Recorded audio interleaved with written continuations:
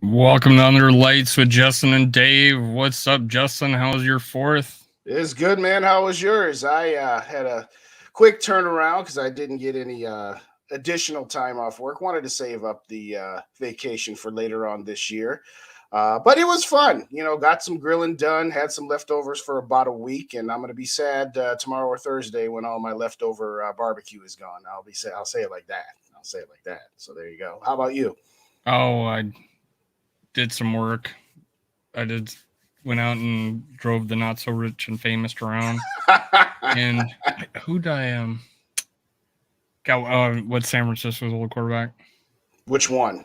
Joe Montana, Steve Young, Latest. Steve DeBerg, Colin Kaepernick, Oh my god. Alex Smith, Brock Purdy. The latest quarterback, man. I said the latest quarterback and you're talking to me before anyway. Trey Lance. No. What are you talking about? I'm totally confused. What are you talking about? Anyways. Off to a flying start. Yeah, off to a great start. Let's get some shout outs here. Hey, what's up, everybody?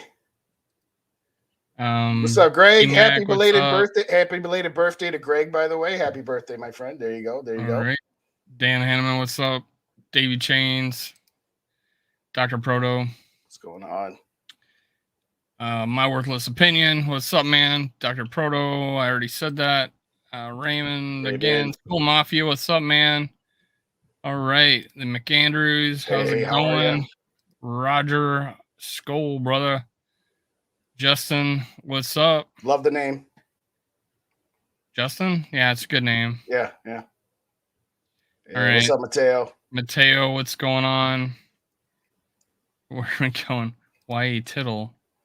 All right. Jimmy Garoppolo. That's who I was thinking. Oh, all right. Yeah, I don't know why his name is. What's up, Barber? What's up, Barber? What's up, Skull for Life? I drove Jimmy Garoppolo's freshman year roommate to the airport. Oh, okay. So that's I asked where him. all that circle was going. Okay. It was really good to talk to a guy, because he played high school in Miami and he was going to Chicago. And I go, "Why are you going to Chicago?" I said, "Well, I played football, and I'm just going back to in Illinois. And he played for Eastern Illinois apparently, and that's where Garoppolo I think played, I guess. So okay. They freshman year roommate. He redshirted though, and Garoppolo asked did he get all the girls, and he says he got all the girls. I'm sure. Yeah. I mean, let's just not even pretend like we don't know. I mean, exactly. Yeah. Yeah. So it was kind of cool to talk to him. I got to ask him like who players he played against in in high school in Miami and stuff, and he's talking about one guy that never made to the NFL, but he was the best player I ever saw just because of grades and didn't go to college. Right. Or had to go JUCO and then whatever. You are correct. It was Eastern Illinois, by the way. So there you go. He did give me a tip. It wasn't much, but it was a tip, and that's rare because you don't get many tips, Uber, and people are cheapskates. Especially delivering food for Uber is terrible, so I don't do that. What's up, Norpheus? How you doing? Good to see you. Norpheus is back. He was missing for a couple of weeks, but good to see you yesterday on First and Scold as well as here. So thanks everybody for joining us. Hit them like buttons on the way in. If you didn't already, hit them on the way out. If you don't already subscribe to both Purple and Gold for Days and Minnesota Sports Talk, hit them sub buttons. We are just weeks away from training camp, ladies and gentlemen, and it's going to be fun, and we're going to turn it up, but we're going to get this out the way. If anybody was expecting Dave and I to argue about Kirk Cousins tonight, it's not going to happen because we are on the same side.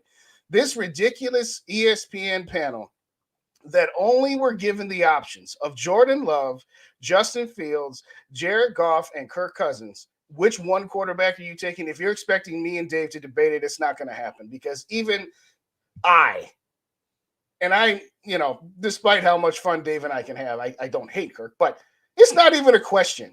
You are not going to tell me that you would take Justin Fields, who has proven nothing. And I like Justin Fields. I do. I think that he hasn't had much infrastructure around him, and he hasn't been asked to do much. And yes, he's been overhyped by people saying, oh, Justin Fields is going to be ruling the North for the next 10 years. We got to slow the roll on that. I think he's a little bit underrated, and I'm looking forward to seeing what he does. But you're not telling me that you're going to take Justin Fields over Kirk Cousins right now for one game. Oh There my was a gosh. stat that was put out there that in the past 10 years, minimum, I don't know, something like 5 starts, uh, the fewest yards per game in the NFL the last 10 years is Justin Fields, number Stop. 1 and number 2. Stop. And Stop it. Josh Rosen was 3rd. What's that button rap says? Stop the cap. I mean, it's just ridiculous. Listen, I like that Courtney Cronin at least said, well, yeah, if I'm going on potential, but we're not going on potential. We're going on right now. Now, I can listen to the argument that Justin Fields, he's not the statue that Goff and Cousins is, and that he brings a more dynamics to you. I can listen to that. But again, we're talking about potential. And the question wasn't who's got the biggest potential. The question was, if you had to win a game right now, that means you take the best player of the group right now for one game, and that's Kirk Cousins, period. The way I looked at it, because the top 2 guys are Goff and Cousins, and the way I looked at it, and the way and I know I'm only allowed to talk about Kirk unless I say 3 bad things before I talk something good about Kirk. There you go. But I'm not going to. I'm going to go straight into it and say, if Kirk would not go 1-7 on that team on Detroit, I just don't feel like they would go 1-7. I just don't see it happening. They went 1-7 with Jared Goff. Kirk Cousins won 7 games in a row, I think, last year. So he didn't lose 7 games. I don't know how many games they lost in a row, but they went 1-7. They turned it around, great. But I just don't see a Kirk Cousins on that roster, who they say has a better roster than us, would not make the playoffs. Detroit has a better roster than us, they tell us. And they didn't make the playoffs with Jared Goff. That right there just should make my decision for me. But I mean, I said Jared Goff had a comparable season to Kirk Cousins. It was right there in the Kirk Cousins level when I was ranking quarterbacks. But it's just proofs in the pudding. And then they'll say, "Oh, he made the Super Bowl." Well, there was this post the other day about how no one wanted to go to the Vikings because they haven't won a Super Bowl, and the guy commented, "Oh, I'm going to go to the Cowboys because they won a Super Bowl 35 years ago." Yeah. That's the way I look at it. That was 5 years ago or whatever, how many years ago it was. And I think the GG boys broke down that he didn't have a really good, playoff. And then they scored 3 points in the Super Bowl or something like that. Yeah, so I think the score was 13-3. Yeah. I mean, listen, you and I have discussed it. I think I'm not going to say that Goff is better than Cousins. I'm going to say that Goff sometimes is a touch underrated because everybody wants to credit that Super Bowl run in 2018 to Sean McVay.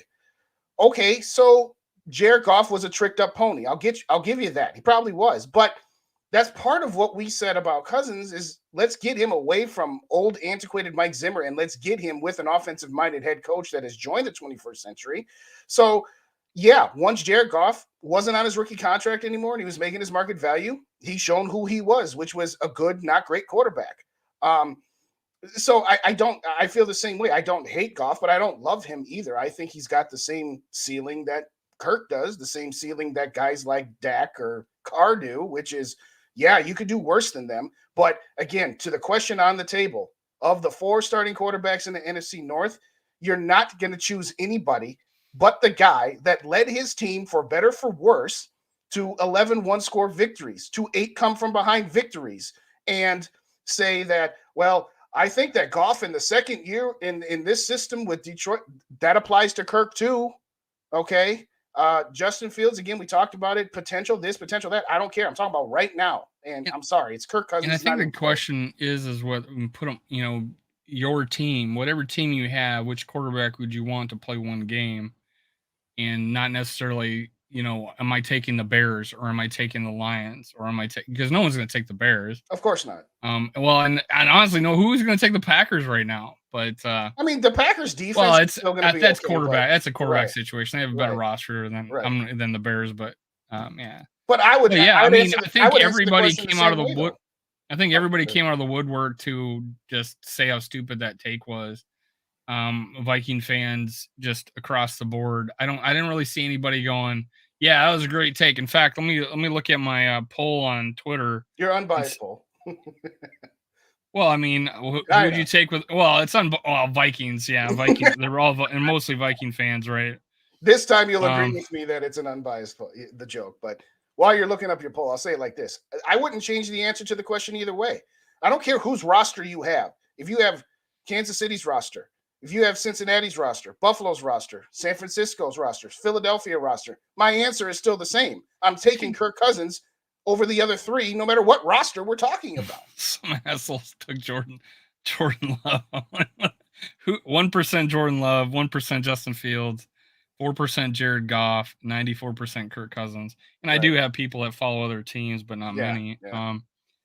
The poll is in the correct order. Oh, so I had it Cousins, Goff, Fields, Love. Yeah. So he said that's and I guess I unintentionally put it in probably the right order. You didn't slant the votes at it. No, I'm just kidding. Kirk is only real answer here. Who's smoking the shit? Pick Fields. Who's pick Fields? Oh, who's smoking that shit to pick Fields? Yes. And other answers besides Goff is a joke. Any other answer besides Goff? This guy's a Vikings fan. Yeah. And he's got Kirk Cousins. He's got Kirk Cousins with laser eyes. It's not an indefensible position to say that Goff is a close second. Oh yeah, I don't. Yeah, that's what I was saying. What's my tie? If there was a tie, what would be my tiebreaker? And I'm like 9 wins, 13 wins, 1 and 7 in fairness to your point about Goff last season, supposedly he has a better roster, a better offensive line, all that. In defense of Goff last season, let's look at what happened. They started off 1 and 7, and then they what? Would they finish 9 and 8? Yeah. So they went 8 and 1 at the end. That's not all that. That's not all that different than the 2020 COVID season when the Vikings started off 1 and 5 and then finished 6 and 4 to finish 7 and 9, I believe, if I did my math right. Now, again, we can talk about the coaching staffs changing, 2020 versus the Lions last year versus the Vikings now as well, and all that well and good. But to me, it was a ridiculous point. And again, not a single one of them said Kirk. If one of them said Fields for potential and another one said Goff because of, he and Kirk are close, and one of them said Kirk, okay, fine. The fact that all four of them, not bringing up Jordan Love, fine. Don't bring up Jordan Love because he's a complete unknown. But Justin Fields is not much more of an unknown than Jordan Love. So whatever, it's fine. I agree. For like saying you're 100, or is he saying Justin Fields is 100? I think he was saying 100 to me. I think he's saying it to you. Yeah, he was. If it's Monday night or Sunday night, it might be golf. All right, well, there's that. But again, the constraints of the question was one quarterback in this division for one game, and at the end of it, it's no discussion. There was a point earlier about Kirk's going to have a chip on his shoulder. You know what? I'm actually really looking forward to this documentary coming out on Netflix tomorrow, and I really hope that it shows another side because, Kirk is a little guarded and Kirk is a little private, and that's all well and good. He's allowed to be. I'm not. So what's up, Mike Sports Vibe? How you doing? Good to see speaking you. of Mike Sports Vibe, he's going to be on our show tomorrow. That's right. He's going to be on with you and GG and the boys. So tap into that, ladies and gentlemen. And if you haven't already tapped in on Yogi's page or on Vikings First and Goal, Mike's been appearing on the Saturday night show there as well. He wants to trade Justin Jefferson for 3 first-round picks. I'm just kidding, Mike. I ain't going to throw you under the bus that hard. Open up another tab, go to Mike Sports Vibes, and give him a follow. Yes, absolutely. We're going to have him on our show tomorrow, but give him the love tonight. He's going to be on with Gigi and the boys, or me with the Skull Experience. You'll get the full experience tomorrow. It's been a whole week. I can't remember the names of my shows. There you go. But yeah, Mike Sports Vibes. He's enthusiastic about the Vikings. That's what I can tell you. He's a Vikings fan living in Philly, ladies and gentlemen. So know we got to support our boy. He does apparently content on the Sixers. Too, yes, he does. If you like the Sixers, and we had a Philly guy who does the Eagles and Sixers on the other day, and that was enjoyable. But hey, this guy's an actual Vikings fan of Philly. There you go. So that's pretty awesome. Good one, NWO. Yeah, what's up, Grandizer? Good to see you. Oh, here we go. The straw that stirs the drink. Skull Vikings, let's win the game. Soccer, yeah, all right. Yeah, we know that. Let's go. All right. By the way, can we get another non-story out of the way? What's up, Skull Mafia? Let me guess the story. Yeah. That Justin Jefferson picked his top five quarterbacks and didn't name Kirk Cousins, but no one seemed to hear the word Kurt Cobain, Josh Allen, and Kurt Cobain. at number 5. Like, he literally said, who do you think he was talking about when he said Kurt Cobain? Either way, even if, let's just, for the sake of conversation, say that he is saying that Kirk is at 6. Okay, fine. This notion that, well, Justin Jefferson didn't put Kirk in his top 5. Yeah, how about that? Justin Jefferson's not going to insult our intelligence and look like a stooging for his guy. And that's okay. And guess what? If Justin had put Kirk in his top 5, you know what everybody be saying right now? Oh my gosh, Justin, why are you being that way? You know he's not top 5. You're just saying that because it's his guy. It shouldn't even be a thing about it. It has nothing to do with anything. Again, it's another story blown out of proportion. And like I said, I'm circling back. I'm really looking forward to watching this documentary on Netflix with these guys. Justin's 2-0 being a Kirk stan. Yeah. Okay. Clipping it. What's up, man? Hey, appreciate you, Grandizer. Appreciate you, man. Hey, appreciate it. Do what Grandizer does. Go hit like on both of our shows. I appreciate it. Open up another laptop, tab. Run them both. If you're on a laptop, run them on both. There you go. Oh, we got over 20 views tonight. There you go. Let's go. No, nobody put Kirk in the top 5 in the NFL. Yes. I didn't. I put him at 6. Yeah, there you go. Put him at 8. I put him at 8 last year. Put him at 6 this year. I think that's a touch high, but I'm more pessimistic than you are. Well, when I was doing it with GG guys, I said, and it was after number 4, I go, name me one guy in the NFL, one guy on the rest of this list that had a better season than Kirk Cousins last year. And we both, and I agreed to say Herbert. I'll take him just because of sheer physical ability, and age. Yeah, well, I'm just saying when I do a list of like who's right now the best, and they put Lawrence above him and stuff like that, and I'm like whatever. But I'm thinking it's hard to say when you go after, let's say, top 5. Name me another quarterback that had a better season than him. So I'm going to put him at number 6, but for the sake of this argument, we ended up putting him at like 8. I think you had him at 8 or 9. Yeah. Yeah, I think we had him at 8. But we could have been 9, but yeah, I've been like whatever. It's a thing to do today. But yeah. What's up, $2K? Good to see you. Thanks for kindly for joining us. No problem. No problem, Mike. Absolutely. Well, I guess I'll pose top 15 defense. That would be sweet. I'll take it. I'll definitely take it.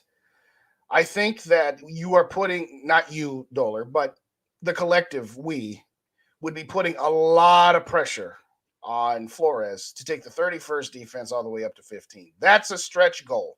I would love to see it. Particularly, you got to tell me what happens with this Danielle Hunter situation. I've already gone on record as saying that I think that his days in Minnesota are over, not because that's what I want. I would love to see Danielle Hunter on this team for another 2-3 years. I'd love to see him play with Flores, who's not going to drop him into zone coverage every other down like Donachelle did. But I'm just going off of, what I've read, what we've all read, and what I sense. I sense that the Vikings want to keep their options open. You've seen Kwesi stick to the 25 to 26-year-olds, and Danielle Hunter's going to be 29. So, he's balancing what performance can I get out of this guy, how much money he's asking for. I mean, if he's asking for top 5 money, that's tough. Now, I get it. As a player, get your money, get as much as you can. I'm not saying that he's asking for too much. I'm just saying that when I put it all together, I don't think he's back. I honestly think that once the training camp starts and teams are going to now be forced to actually do stuff, right now there's no offers coming in for Danielle Hunter because there's no desperation right now. And the Vikings shouldn't be just giving him away for a 4th-round pick either. I'm not saying it like that. My official prediction at this point in time is right now, with everything I see, I don't think he's back. I hope he is. But to circle back to the question, top 15, woo! You get top 15 defense, that would be a miracle worker. I mean, when Mike Zimmer came in, we were last or second to last, and I think he got us up to 19 or 20 in 2014. In his first year? Season? Yeah. I want to say we were 17th. 17? Okay. But that was a lot. And I'll just say right now, we got a lot of unknowns on our defense right now. We don't know. We've got a whole lot of mediocrity on the defensive line. Yes, we like Asamoah, and we think he's going to step into, being our number one linebacker. We still got Harrison Smith. We like him. We love him. Byron Murphy, yes. But the rest of the secondary is a lot of question marks due to the injury concerns with Seam and Booth. And well, I also think a lot of potential. Yes, right? Lots of like potential. Super, absolutely. like second-year jumps and stuff like that. Let me weigh in on so Skull for Life says top 20 defense all over last year any day.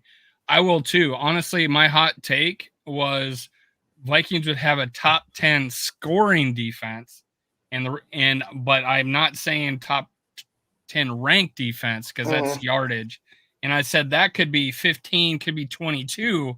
I'm just saying we are going to allow less points. And I said because I felt like we were going to be one of the top turnover teams, because I think he could take out that Miami team, make them a top 3 turnover team in the league, top 6 scoring team when he was calling plays. I think he could do that here. And the reason being is because we may not be like experienced, but we're fast. I think our entire secondary is fast, probably except for Harrison Smith. Our linebacker, starting linebacker is fast. We got a lot of fast guys, and I feel like we're going to be okay there. And I just think the attacking style defense is just going to lead to more turnover, strip sacks, fumble recoveries, batted balls in the air and picks. I just feel like we're going to get a lot of that, and I think both could be true. We could have outside the top 20 or top 20 defense, but be top 10 in scoring. Sure. And I think we did that in 2019, if I'm not mistaken. Or I'd have to, it was one of those 18 or 19 we did that. I want to say it was 19, but. Well, here's what I will say to your point. When I look at this defense and what I anticipate it's going to be, regardless of where it finishes in the rankings, last year's defense was slow, death by 10,000 paper cuts.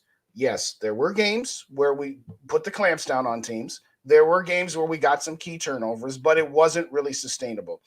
Most of the time against good teams like the Dallas, like Philly, the game in Green Bay, and even the game in Detroit, the defense couldn't get a stop to save their life when it really mattered in those losses. Now, I think that Flores is going to be far more aggressive, and I think that this defense is going to have times where they get off the field on third down on a consistent basis, and there's going to be times where they get burned for a 65-yard touchdown because they were over-aggressive. And I will take that kind of defense as opposed to a defense that just slowly gets killed up and down the field, 7 yards here, 12 yards paper here. Cuts. Yes, death by 10,000 paper cuts is far worse. I'm going to take you guys back to, I'm trying to remember, I think it was 2021.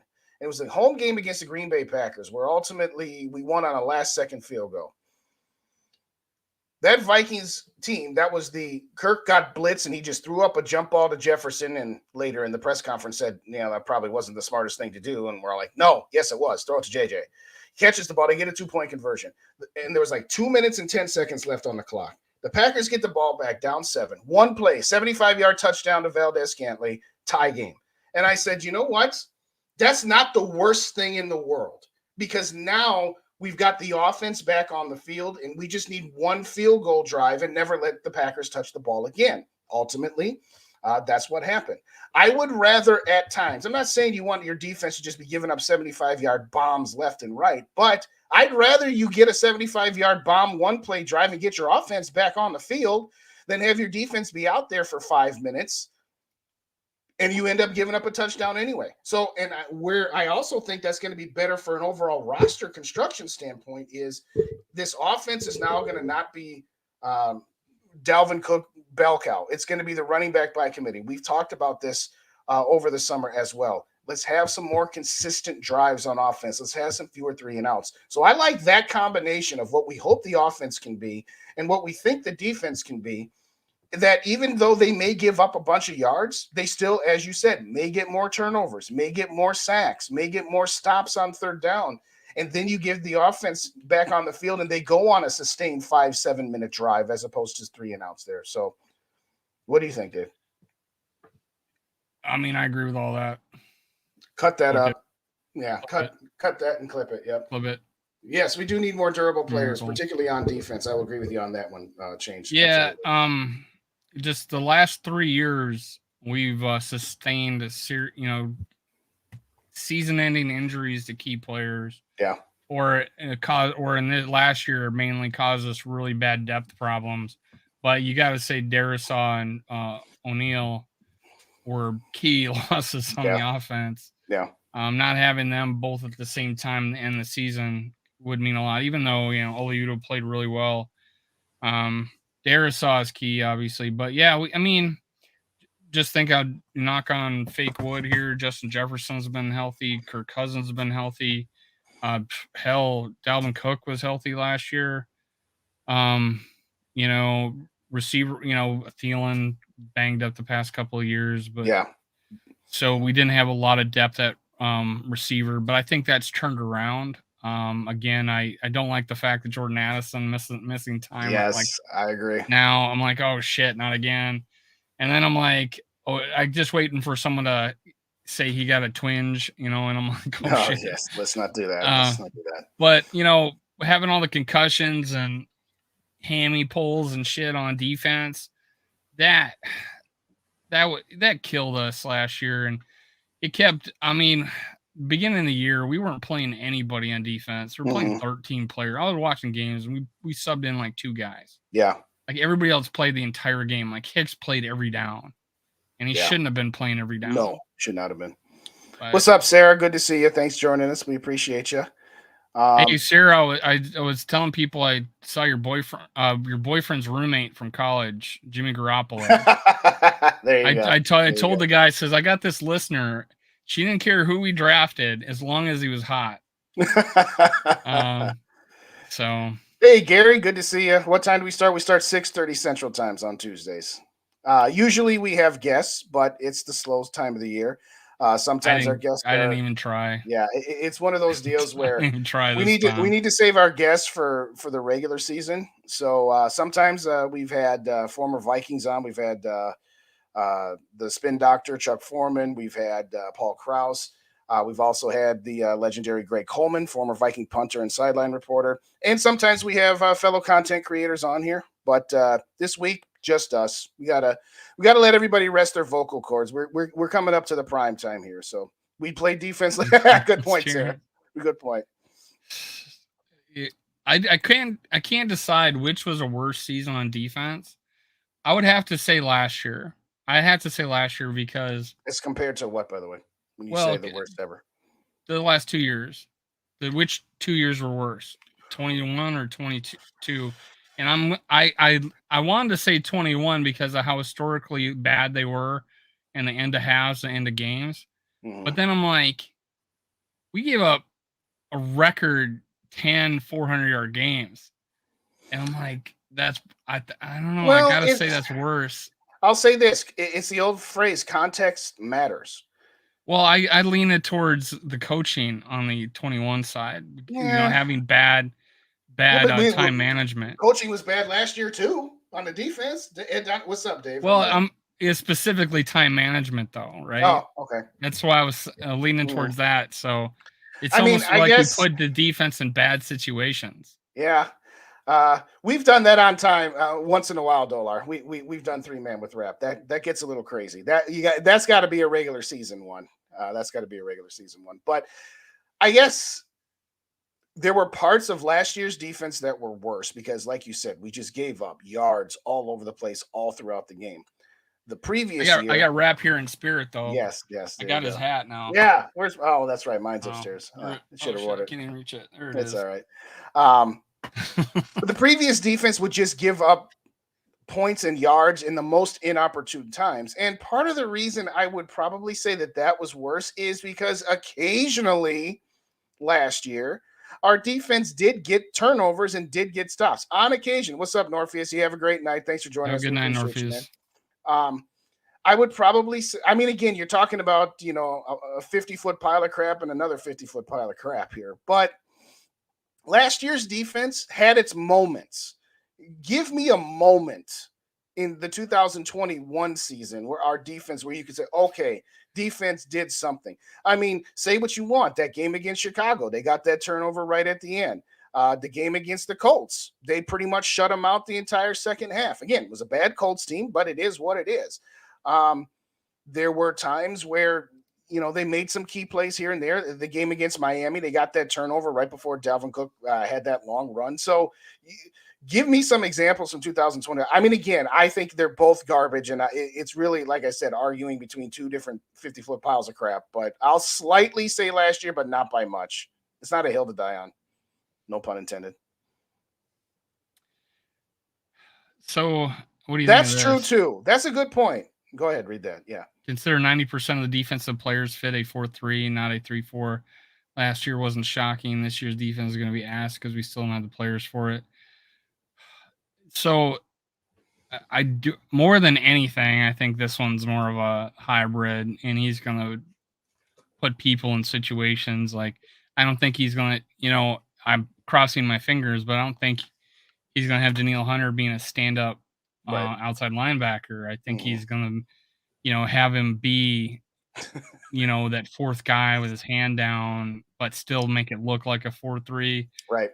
Or a 3-4. You know, I don't know. Mateo's got a good point. You wonder why Danielle Hunter's hand was down if he was a outside linebacker, right? So no, they put him in the. They were smart enough that they realized we need to have his hand on the ground going against the right tackle.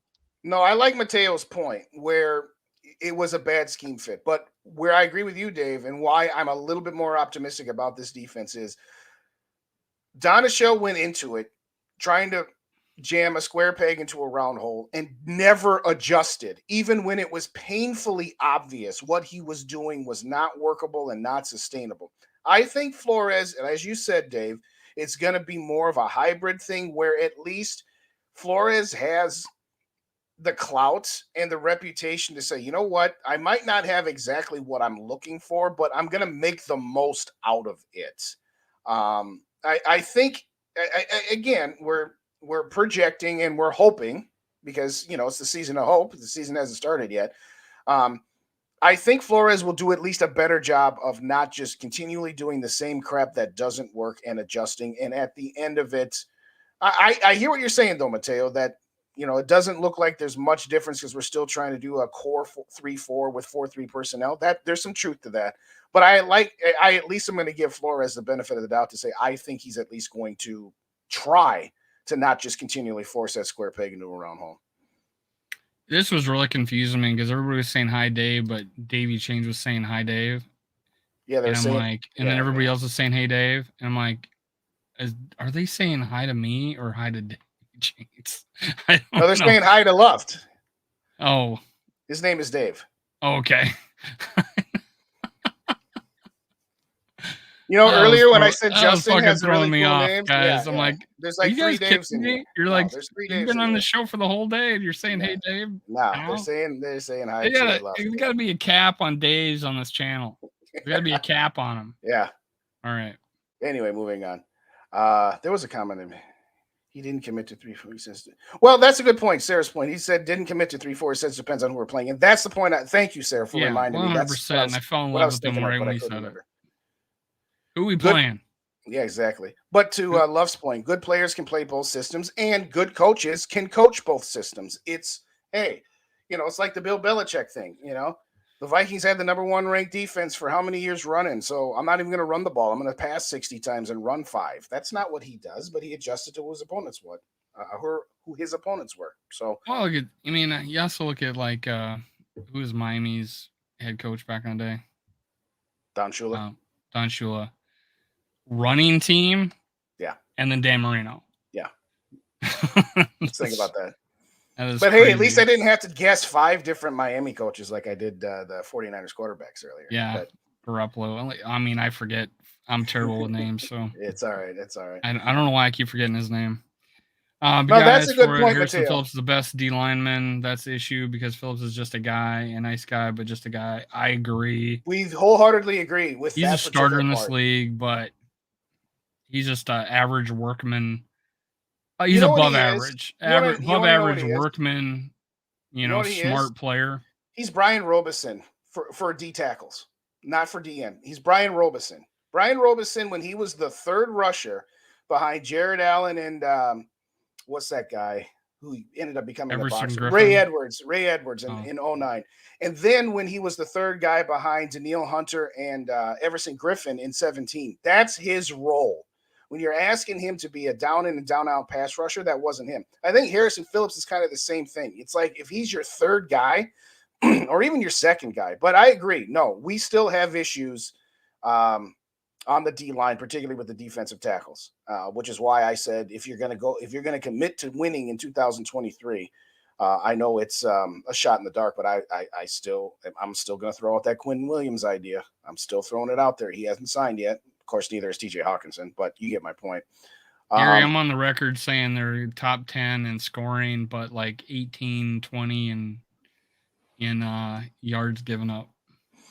I'm on record saying that for Flores to move the 31st ranked defense in yardage to around 20 would be a successful upgrade. Asking for much more than that is probably pie in the sky. Now, as far as scoring, I can see 15. I can see where you're going there. I don't know about top 10. I think top 10 is optimistic. What's up, Eli? Good to see you. Thanks for joining us. But I think the point about Flores and this defense, regardless of whether Danielle Hunter is here or not, this defense is going to be respectable, number one. Number two, it's going to be watchable.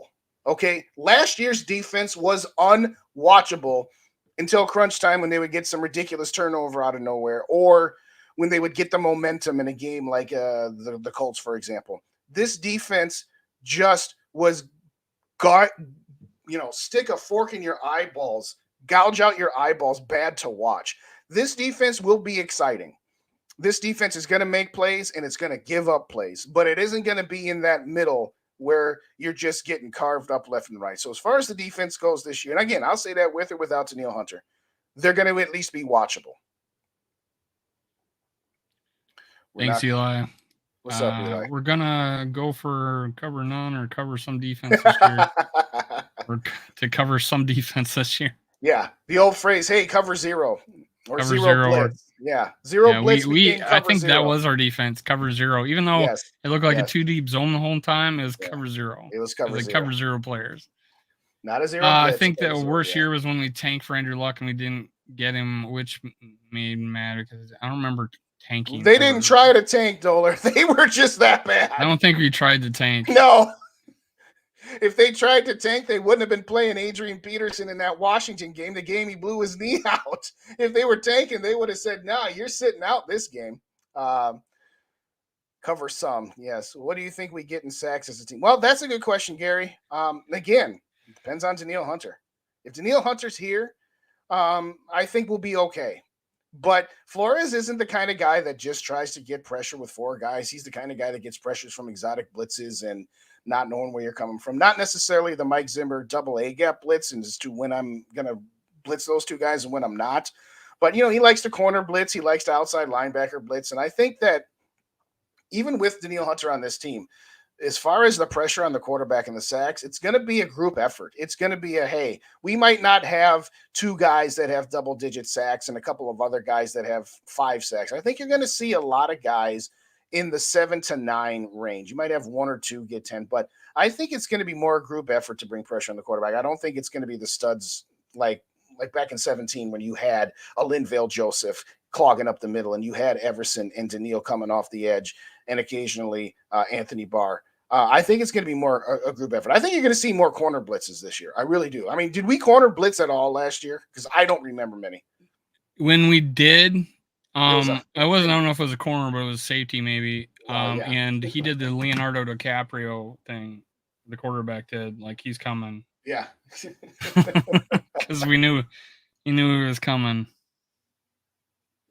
But I didn't get it. I put in the community section any questions Nobody put a question. Yeah, we have 15 minutes left here, ladies and gentlemen. 86% of the community, only 29 votes. The other one had like 156 votes. Says Cousins 86%, Goff 7, Fields 3%, Love 3%. So I guess two people voted for Fields and Love, and it should be about 83 for Goff. It should be 83% Cousins and 17% Goff. That's what it should be. But I like that one though, Davey Change. Nobody bothered covering the middle. That is factually correct. He acted like the middle of the field was quicksand. Yep. Yeah. Yeah, that middle of the field, that was kind of open. It was so bad.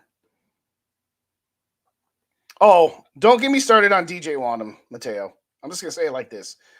DJ Wanham is the guy that shows up at the last minute and gets credit for putting out the fire. Okay. It's like you got a 4-alarm fire in a building and you got a dozen firefighters, containing the fire. And then one guy shows up at the end and just douses the fire at the end. Hey, I put the fire out. Listen, no disrespect to DJ Wanham. Again, he's a solid NFL player, but there would be times where he would get sacks in bunches. And it was one of those, everybody else flushed the quarterback right to him, or the quarterback was stepping up right into him. DJ Wanham he's the definition of a jag. He's just a guy. I like Patrick Jones. I think that's an actual defensive end, but DJ Wanham, he's just kind of a guy. And you ain't lying about that wide receiver, but yes, thank you, Dave. DJ Wanham is the sack cleanup monster. Absolutely. That's true. Any questions? Ask a question to you. Who's the player on defense that you feel like is gonna, outside of Asamoah, who's the player that you think is gonna step up this year and stand out? Well, it's hard to say step up for a guy, but being that he had an offseason last year, I mean, I'm looking for I'll say it like this.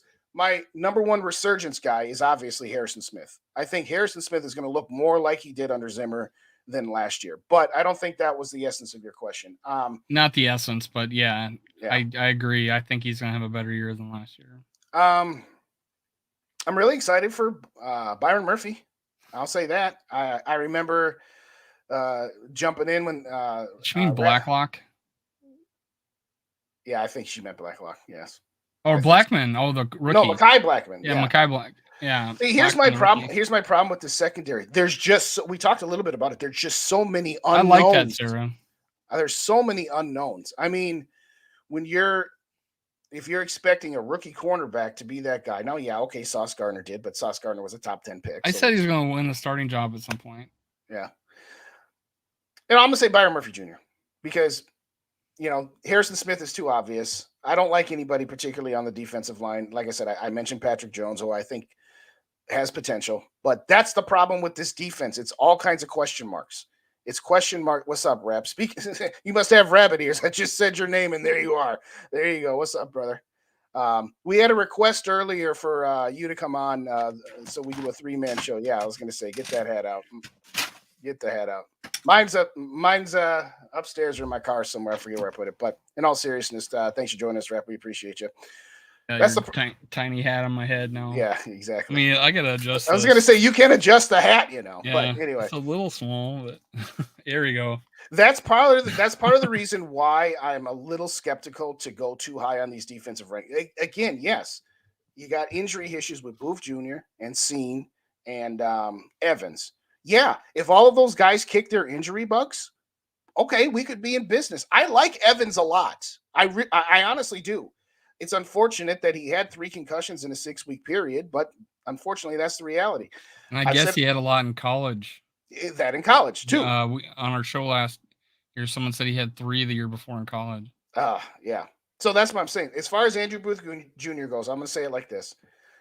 My expectations of Booth Jr. are, I don't have any expectations, and whatever I get out of him is gravy. I can't have expectations for a guy that has been this injury-riddled. And I'm not saying that to downplay him, but I'm just saying you can't logically go into the saying, okay, this is the year that Booth Jr. is going to break out. We said that about Irv Smith Jr. for 3 years, and it never happened, folks. But if you can get some of your secondary players to kick their injury bugs, then yeah, we're in business at that point. But that's a lot of ifs. like we talked about Asamoah. What else do we got at the linebacking core besides Asamoah and the idea of Ivan Pace Jr.? We got the guy we got from the Rams. And he was a starter one time, got 90 tackles in the season. Okay. I can't think of his name. Yeah, exactly. We talked about last week, but he ran like a sub 4.40 in the combine. He he's a vet. He's 30, but I'm with you. Sarah's like, he was a good backup. Yeah. No, I agree with that last point that Gary had. That the secondary does scare me. I mean, like I said, you've got Harrison Smith. You've got, you signed a guy in Byron Murphy, but everything else you got is a whole lot of questions. What's up, Kyle? Good to see you. Thanks for joining me, my brother. Irv is going to break out in Cincy. Yeah, exactly. What's up, Kyle? Just like he did in Minnesota. Yeah, exactly. Kitty gonna go. There you go. All right, throw it out there. Well, dealer's choice to the people in the chat. Throw out one question, and Dave and I will give our honest opinions on it. Throw out a question. How do y'all feel about JJ not having Kirk in his top 5? Yeah, we already talked about it, Rap. You'll have to go back and watch the beginning. It's a non-story. Of course he didn't. He shouldn't. It's not a story at all. I made the point when he said Josh Allen and Kurt Cobain at number 5. Who do you think he was talking about when he said Kurt Cobain? Mm-hmm. Do you think he was talking about the dead rock star? Probably not. I'm just kidding. Troy Reader. Yeah, okay, I suppose. But again, that's a question. Troy Reader. That's what I was saying, the Rams. All right. Thank you, Anthony. All right, Kyle, you're going to have to explain to me. You'll take Fields so we can suck enough to get a top QB next year. If I was gonna take Fields, it's because I would think that he was the guy. And I think if you put Fields in a system like with O'Connell or with a McVay or something other than the crap he's had, I think he does have more to offer than what he has shown. And that's what I said earlier. But that doesn't mean that the answer to the question is that you would take Fields right now. No, I'm sorry. What's up, Rich 1270p? How's it going? Thanks for joining us. We appreciate it. I'm not worried about our defense. I'm worried about our offense stalling out like we've done under Zimbo. And yeah, we talked about that a little bit earlier, but let's readdress that here now. That's the key to this season is, can this offense be more consistent? This offense, it wasn't just Dalvin Cook that had a lot of boomer bust. It wasn't just Justin Jefferson that had a lot of boomer bust. It was the whole dang offense, and it's been that way for years. Now, yes, part of it, you can say it was the antiquated Zimmer way of doing things. That's fine. But yes, O'Connell said it himself. I want to be in 2nd and 6 more than 2nd and 9 or 2nd and 11. And I think that the biggest thing that can turn this team around or take this team to another level isn't necessarily improvement on defense, which obviously, there's a lot to improve there. But I think offensively, if you can have longer sustained drives, that's only going to help the defense out. I am not giving a pass in any way to the defense last year, but I will say part of the reason why the defense oftentimes started out strong. It was kind of like the offense and the defense mirrored each other. First couple, 2-3 drives, they were really good. And then they had that lull in the middle of the game between the middle of the second quarter up until the fourth quarter. Defense was kind of the same way. And I think that if you can have your offense be on the field and have more sustained drives instead of having, one drive, 75 yards, touchdown, and the next drive, 3 and out. Next drive, 4 plays, kick a field goal, 3 and out, 3 and out. If you can have a more sustained offense, that's going to help the defense. I want to answer left here. Here's my prediction, is that it's going to come down to a stalemate before the season starts, and he doesn't want to make jack shit, and the Vikings don't want to sign him long-term. So they will come to an agreement for him to play 1 year, and they'll give him a pay raise for the season, and that's it. And he will no longer be a Viking after that. But you'll play the season. I think I know, probably Justin disagrees with me, but they feel like this is a window. They got their coach they needed to play defense. He's going to be gone after this year, most likely. They need to do something now, and getting rid of Danielle Hunter would not make that happen, right? So I think they'll come down to it. They'll stalemate, hey, play, here's some money, and he takes the money. You're throwing away $10-15 million, right? If you don't play. So Najee Thompson gonna start. Let's go 36 Mafia. Great interview by Rap last night with Najee. If you guys didn't see it, go check out his page after the show. Any chance we sign Marcus Peters?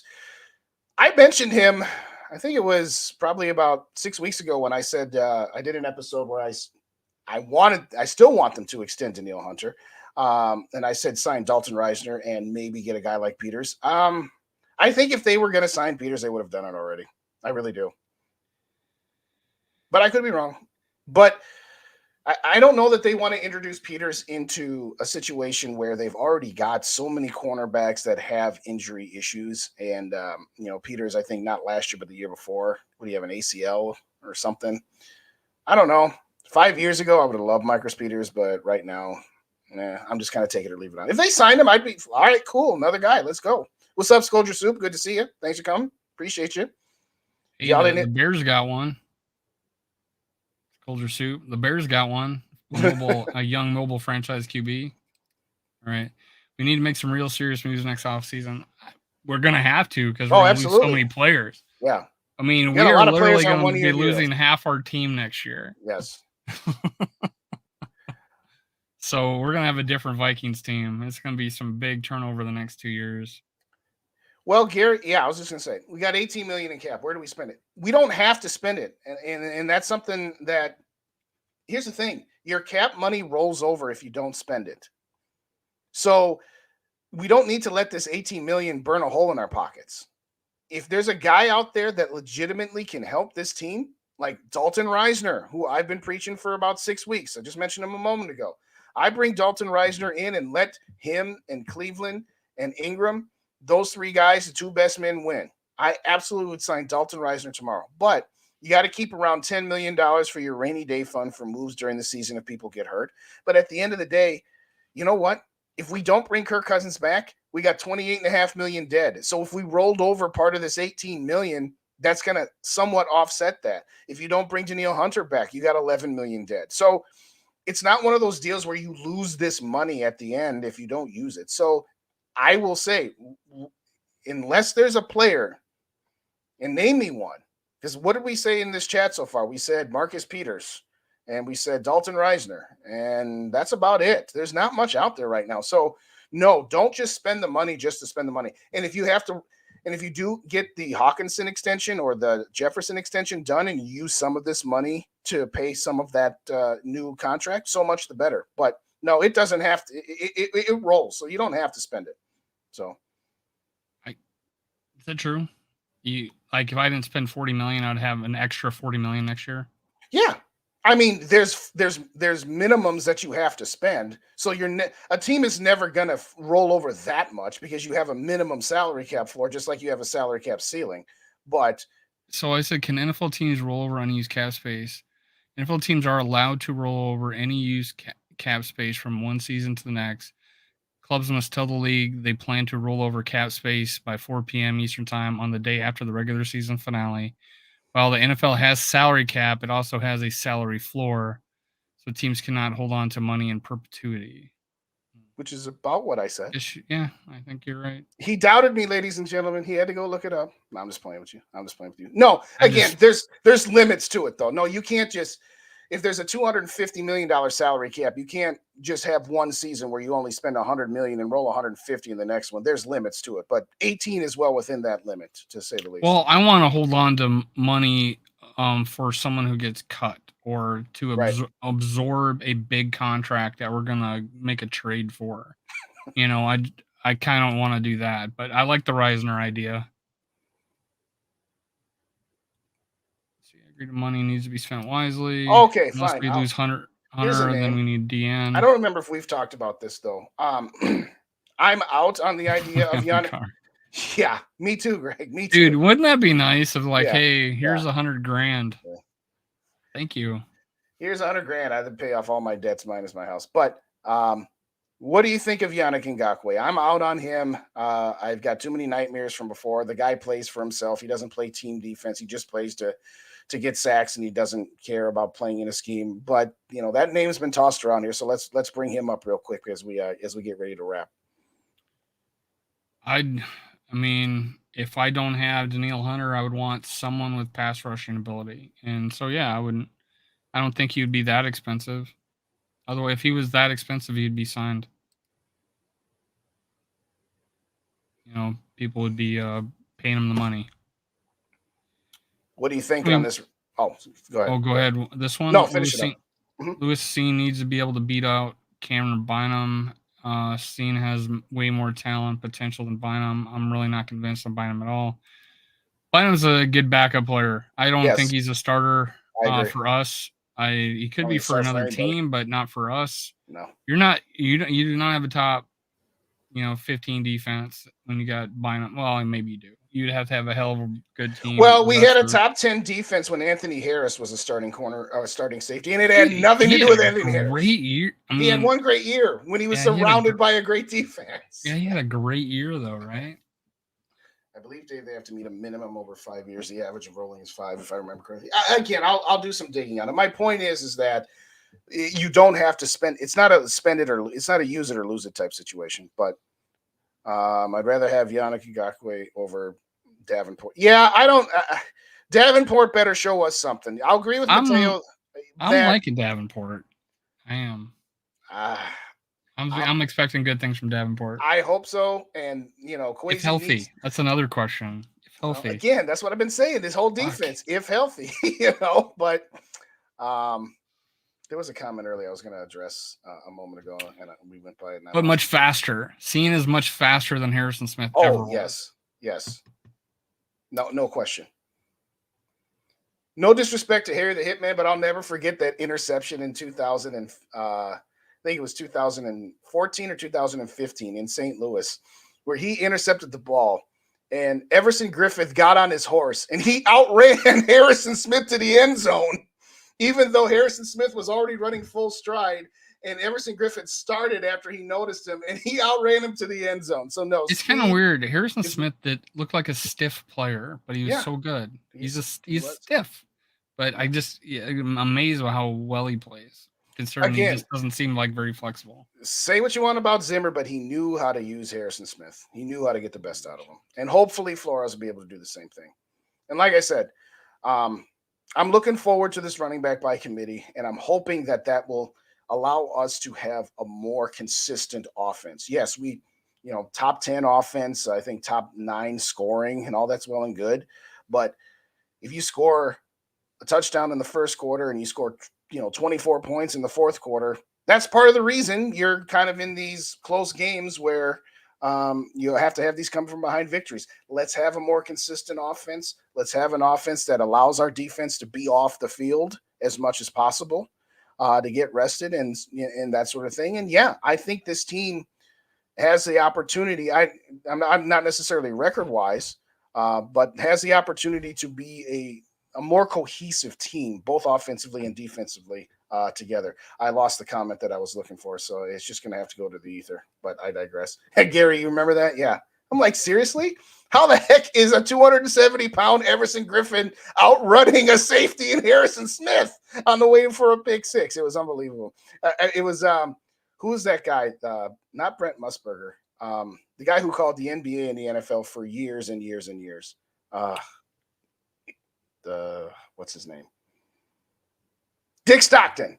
Dick Stockton was calling that game, and he's just like, Harrison Smith scores. Everson Griffin ran the whole way back with it. I mean, he was more into talking about how Everson Griffin outran him than he was that Harrison Smith got a pick six. But I digress. No, it wasn't Nance. It was Dick Stockton. This was way back when. But anyway, I hope so, Gary. I really do. I was on with One Bar in Lubbock about a week and a half ago, and they were saying, who's your breakout player? And after everybody said Brian Asamoah, because that's what everybody said, I said, I want my breakout to be Kevin O'Connell. I want him to learn to not get so stubborn and not to say, no, I got to keep doing this. I got to keep doing this. That's where I want to see the biggest improvement on this team. I know the defense has got more room to improve than the offense, but the consistency offensively can lead to a little bit more of a better outcome here. So, with that said, any last questions or anything else you want to get off your chest here, Dave? Because I got to run and pick up my kiddo. Thank you, everybody, for joining us, by the way. About any last questions we want to get in before we head up out of here? Doesn't look like it. All righty. Thanks, guys. Keep your eyes out on all the channels. Purple and Gold for Days, Minnesota Sports Talk, Vikings First and Skull, Purple and Skull Media, Purple Pocket Podcast, GG Sports, Yogi on Purple Rain 247. When Yogi gets to Yogi's at 98, so when he gets to 100, he and I are going to do a show to give away that Justin Jefferson plaque. So if there are 2 people in here that do not subscribe to Purple Rain 24/7, go head up. What's up, Nick? Sorry, dude, we're heading out here, but go back and watch it from the beginning. But thanks for joining us. We appreciate you. Had a little shorty today. We got to get back into the rhythm here, so we're not going to do our 4 hours. Oh, Kyle says he'll be in Minnesota for the Kansas City game. All right. I wish Jim Nance and Tony Romo weren't calling that game because we don't seem to do very well when they call our games. By the way, I think we're gonna play well in that game. I really do. You're gonna like the video that I got coming out here where I have the multiple personalities. Absolutely, Gary. Yes, absolutely. Of course. I was on record. I was on Purple Daily's Write That Down a couple weeks ago, and I said the Packers will win 6 games or fewer this year. They're going to be terrible. They're going to absolutely be terrible. You were the write that down guy? Yeah. 2 weeks ago? And you were on one bar in Lupagus? Well, I was on with one bar for a grand total of 45 seconds because they had everybody. They sent out the link to everybody, and they had a bunch of people come back on. So, no, okay. I didn't do a whole show with them. No, I did a 1-minute hit with them. No, I was not. That will be the day that I get a whole show with those guys. Yes, right. Absolutely. Well, they don't do big shows. No, they don't, which is fine. There you go, Kyle. There you go. Thanks, everybody, for joining us. Hit those like buttons on the way out if you didn't hit them on the way in, and then go to the other one. And if you don't, make sure you show up tomorrow. Mike's Sports Vibes. We'll figure out what we're going to talk about tomorrow, but I'm sure it'll be good to have our guest on tomorrow. You'll enjoy the show. We'll figure something out. Oh, and if you're in the Twin Cities area, Saturday night before Week 1, Skull Fest. We're going to have all the content creators there. We're nailing down the details at the locale, but we're going to do a live show and hang out and meet some people in there. I know Skull Mafia will be in the building because he's got tickets for Week 1. He's flying in from Rochester, New York. He'll be there that weekend. Rap will be there. SK, Dave, me, Yogi. So if you are in the Twin area, keep your eyes out. We'll make the final announcements once we nail it down. And any single ladies out there, Casey's available. we're trying to hook him up. On that lovely note, Casey, if you're still around, he got your shout out to the ladies for you here at the end. But thanks kindly, everybody, for joining us. Skull Vikings, let's win this game. To the next episode. Stay safe. We're just a couple of weeks away from training camp. Let me answer this one quick. I go live twice a week, sometimes 3. So Tuesdays and Wednesdays, 7:30 Eastern, 6:30 Central on Tuesdays, 7 o'clock Central, 8 o'clock on Wednesdays. So check us out. And by the way, we'll also be contributing to Purple and Skull Media. So I will be live on that channel 6:30 Monday nights. Dave and Rap will be sometime. I don't know. He says supposedly 8 o'clock Central Time on Tuesday night. So I'm holding my breath. No, here's what I promise. We went on 9 the last time. Maybe it'll be 8. I said 8. I said 8 Central. It was 9 Eastern, wasn't it? 8 Central. Yeah, you're right. 8 Central. Yeah. I'll tell you what we'll do, Gary, is this. On our community pages, once we get our schedules nailed down, we will put that up there for you. And, but for now, in the off season, those are the 2 times I have live shows. And GG Sports has a live one on Monday. Usually, I don't. Maybe they still do. Yeah, I think they've gone every other week during the summer, but they usually. Yeah, they haven't done it every week, I don't think. But yeah. So, well, thanks again, everybody, for joining us. You have a great night. Skol Vikes. Skol.